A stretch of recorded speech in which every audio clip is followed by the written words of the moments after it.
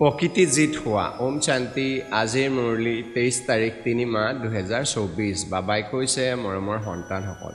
যেনেকৈ পিতা আৰু দাদা দুয়োগৰাকীয়ে নিৰহংকাৰী নিষ্কাম সেৱা কৰে নিজৰ বাবে কোনো লোভ নাই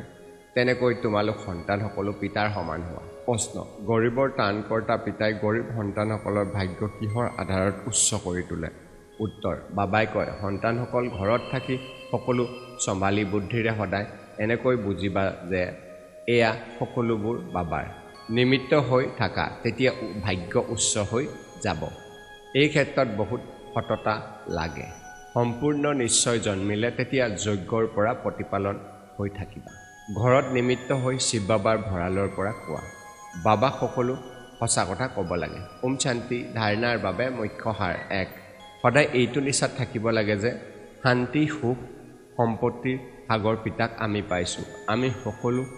এজন পিতাৰ পৰাই পাওঁ এনেকুৱা পিতাৰ সন্মুখত আমি বহি আছো তেওঁ আমাক সহায় আছে 2 নিজৰ অহংকাৰ এৰি পিতাৰ সমান নিষ্কাম সেৱা কৰিব লাগে নিৰহংকাৰী হৈ থাকিব লাগে বাৰ্তাবাহক পয়গাম্বৰ হৈ সকলোকে বাৰ্তা দিব লাগে বৰদান সকলো পদাৰ্থৰ আসক্তিৰ পৰা উপৰাম অনাসক্ত প্ৰকৃতি জিত হোৱা শ্লোগান মোৰ জঞ্জাল এৰি বেহদত থাকা তেতিয়া বিশ্ব কল্যাণকাৰী বুলি কোৱা হ'ব ওম শান্তি